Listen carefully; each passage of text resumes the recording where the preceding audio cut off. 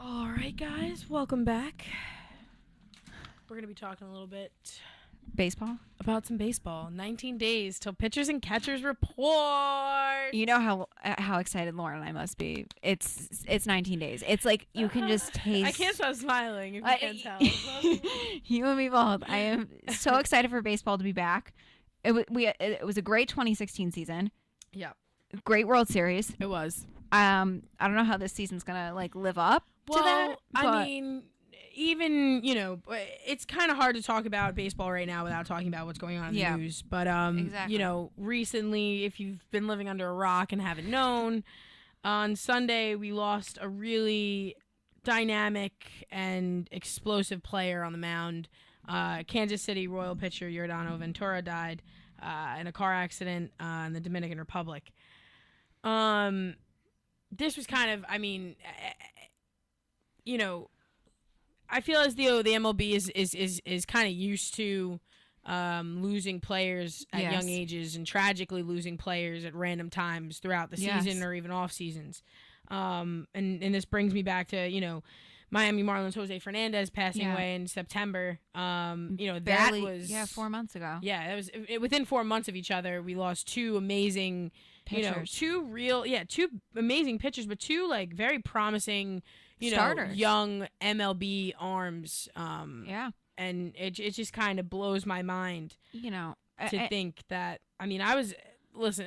Me and you are big baseball fans, and I Yes. tell people that I follow baseball, not just the Yankees. It's the entire league. It's the entire league, and this is always, even if it isn't a team that isn't your team, this always hits hard.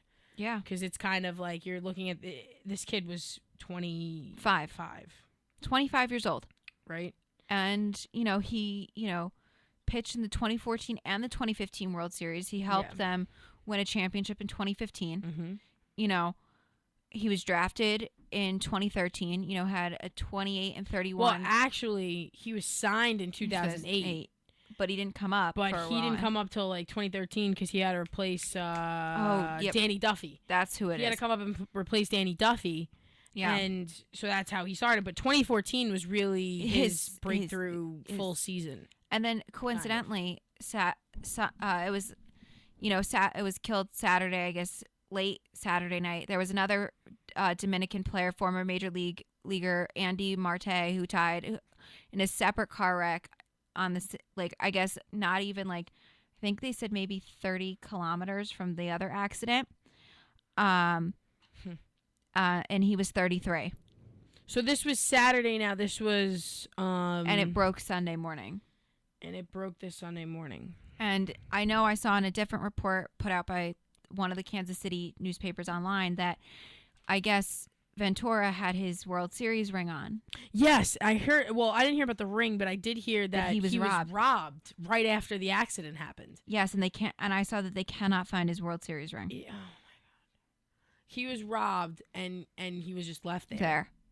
Because That's insane. that's something. If you see somebody who got into a car accident and then you rob it, okay. Yeah, my first thought is to let me rob this person. Right, Maybe exactly. call 911 for help. Nobody That would in be their my right mind is doing that.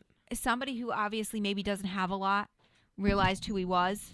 Yeah, but at the same time, it's like you should call. You just witnessed. You definitely did not just happen to get there in this accident. You definitely witnessed this accident, and you're gonna tell me that you're gonna rob this person and not Exactly. even help them, not even do anything. You just That rob them, you take can't- what they have, and leave. That's morally. You're not a okay. human. You're not a human to do You're not. that. That's something that really hurts. And the funeral services were expected to take place today in his Mm-hmm. hometown, and there was a lot of players who were there. And it's just the MLB has lost a lot of players. They have this on No, CNN. yeah. They saw the Houston Astros lost a 20-year-old Jose Roseo, minor league player, died January 1st in a motorcycle wreck. Yeah. The Baltimore Orioles, their minor league infielder, died January 7th in another motorcycle wreck. Well, here's the thing: is I've noticed. I went through this whole list of just kind of history, not history, but just players who have died too soon in the MLB and Yes. everything. there's a huge list of players, but some names that came to mind were, Lou Gehrig obviously was Yes. one. I mean, he died at 37, which is a lot of people would say old for a baseball player, but I Yes, mean, but still a young person. He was still a very young person. Right. And He yeah. died of a disease, and which Yes. ended up being called the Lou Gehrig Yes. disease. But something kept coming up after that, and it was Thurman Munson died in a plane accident at 32. Yep. Roberto Clemente died 38 in a plane crash. Yep. 2 plane crashes. 2. Okay. Yep. Corey Little used to play on the Yankees, died 34 in a plane crash That's in 2006. And remember? I don't know if you remember this, but he was the one. He was the pilot. He was like, Yes. learning how to fly, and he Yes. ended up flying that plane into the Upper East Side building in Manhattan. Yes. In 2006, that was him. Okay. That's 3 plane crashes and 3 3 plane baseball crashes. players. That's crazy. They're Maybe all the- accidents too. Only one, Lehman Bostic, 27, was shot and killed in his car. But everybody is a plane crash or a car accident or it's some kind of Tragic accident. That's really sad. Especially when you hear those certain names, it's like they had such a great career, and some of them had great potential too to be something great. Right. And But it's just strange to think that all these people died yeah, in ways that, are just not. they're not normal ways to They're just go out of this all. world. They're all accidents. They're Yeah. all plane accidents or car crash. Like, Exactly. doesn't that? You know what I mean? Well, one thing is the whole boating accident with Jose Fernandez was. That was Nowadays I feel as though it's more of the lifestyle that these young athletes live. Yes. Jose Fernandez, the toxicology reports came in, and they said he had alcohol and cocaine in his system, and they're waiting for Giordano Ventura's toxicology reports too. And I'm going to be honest, I'm not going to be surprised if it comes up with alcohol or cocaine or something like that. I'm not going to be surprised. I'm not going to be surprised. But that's the question I think that we need to be asking now is, there is a history of all these accidents with all these, MLB players and stuff like that, and plane crashes, and, there's 3 plane crashes among 3 baseball players right now on this list. Like, it's ridiculous. But with the recent deaths of all these young athletes, it's more of a question of what kind of lifestyle are these kids living? Yeah. You know what I mean? They're young kids, 18, 19-year-olds getting thrown into, Major League Baseball with these huge, ridiculous amounts of money in their contracts. You know what I mean? Exactly. How are they being guided by, they're seeing all these other, these young players coming up seeing Jose Fernandez, getting into a boating accident at 3 o'clock in the morning, and Giordano Ventura, they're saying for Ventura that, his car veered off the road because of heavy fog. Which, could have been, it could have happened. The toxicology reports could come back nothing. But with the odds of that happening, I feel with this day and age, with the athletes that we're dealing with the kind of lifestyles that they're living, is very slim. They live very expensive, lavish lifestyles. They do. And I understand that that's the way players now are, but that's something that I think they need to start looking at, of how these players are living their life. Obviously they can't control it, right? But they should have some sort of money management class. They should, or just something along like, because if you think about, most or a lot of these players come from the Dominican Republic, Cuba. Jose Fernandez, Cuba.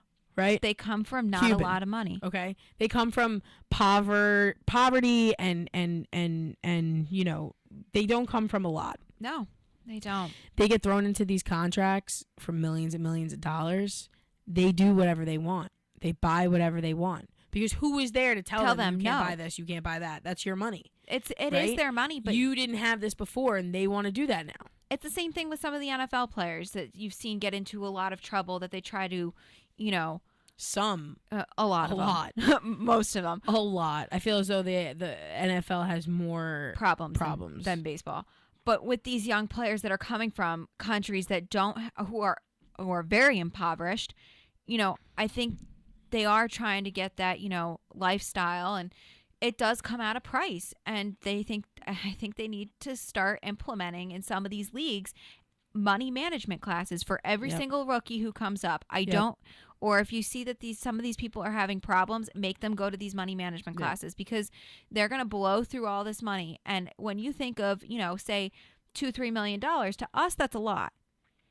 But to them, that's like nothing with their contracts. Well, yeah, with their contracts, I mean, they're getting hundreds of $1 million contracts. $1 million is nothing to them after a point.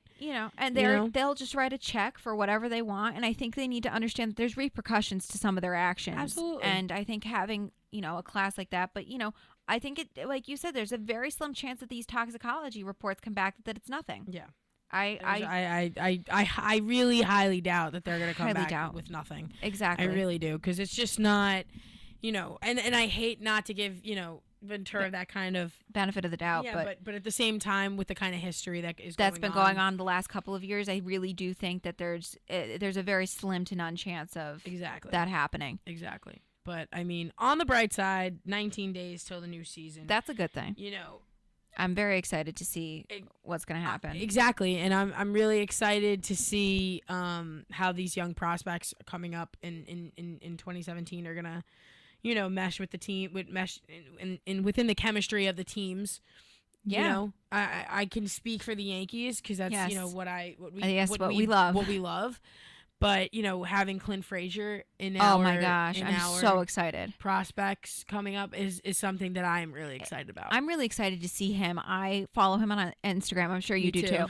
But I've seen the transformation with his body weight. Oh my God. It went from really not a lot put to on at least 25, 30 pounds of muscle. And it's all muscle. It's all muscle, at least. At least. I mean, this kid went from his shirts not fitting to having to cut the sleeves. Like, it's just ridiculous. You know what I mean? And he's working hard. And I remember they had like this winter thing on, I've been watching it on the Yankees, like Twitter and stuff. And it's about like how they have all these players that are going around and meeting fans and everything. Yeah. And they were saying, he's like, I still can't believe that I'm a Yankee. I still can't believe it. He's like, my mom still can't believe that I'm a Yankee. Yeah. He's like, it's an honest to God dream come true that I was traded to the Yankees. He goes, I feel right at home, you know, which I think is great. He's a great prospect. I cannot wait to see them bring him up this year. I think he's going to do amazing things. And, a lot of the younger players that were brought up, Tyler Austin and, Aaron Judge, I'm excited to see them play. Yeah. They have more playing time. Gary Sanchez. Exactly. I'm excited to see the young Yankees kind of mesh with each other. Yeah. And,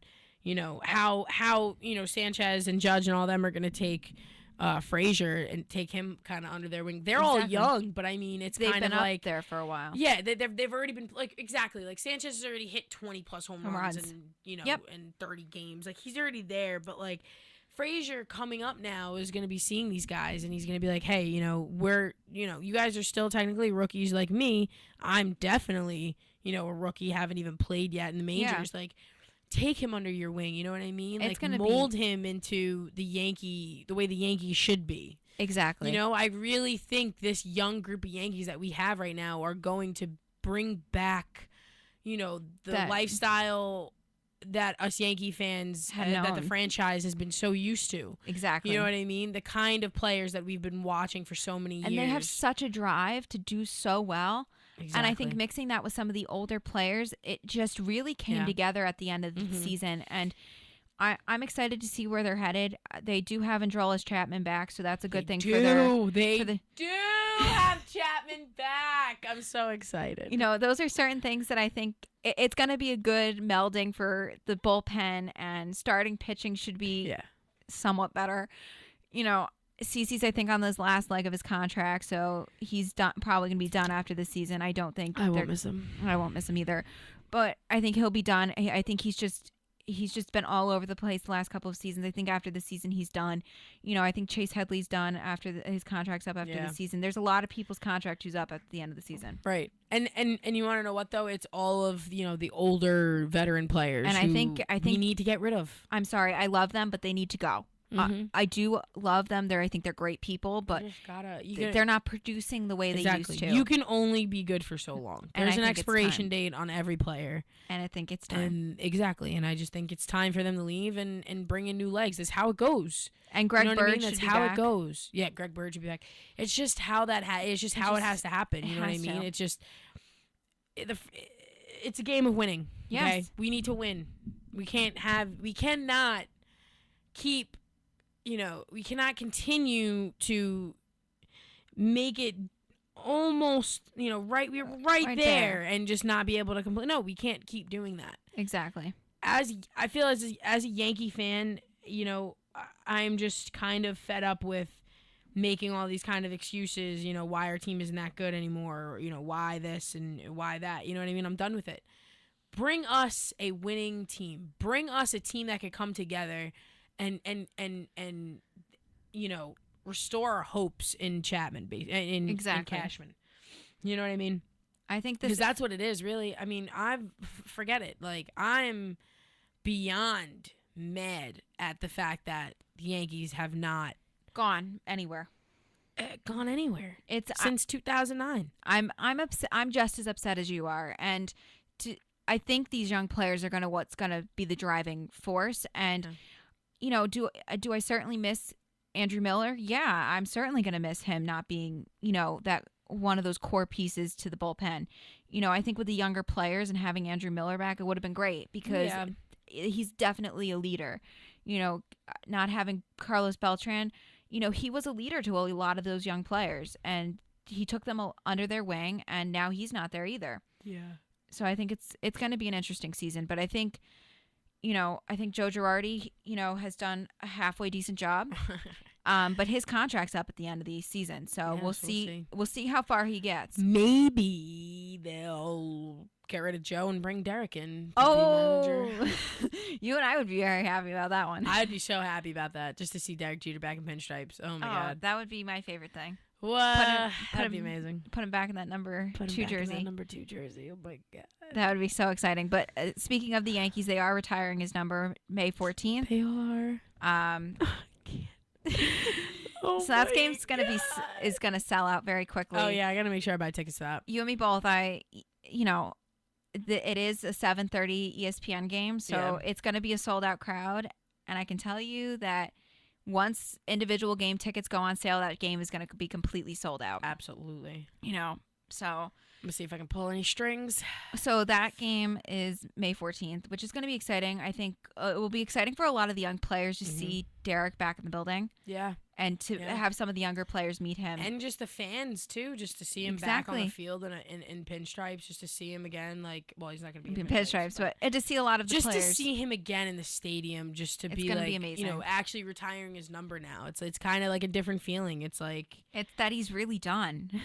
Yeah, like it really is kind of like a nail in a coffin, kind of. You know what I mean? Yep. Like, that's it. It's done. Like, he really is never coming back. Oh, I don't want to end on that note, but we have to. Yes. We have to. So, this has been a great first day back, guys. We're super excited for this year and what we have to offer. This semester is going to be amazing, especially for baseball. Yeah. We've got the Baseball World Classic coming up this March and into April, so that's going to be a really fun time to watch those teams. It's going to be popping. It's going to be popping. So please join us every Tuesday at 2, Sports Up, here with me, Lauren. And Kate. And we'll see you guys next week.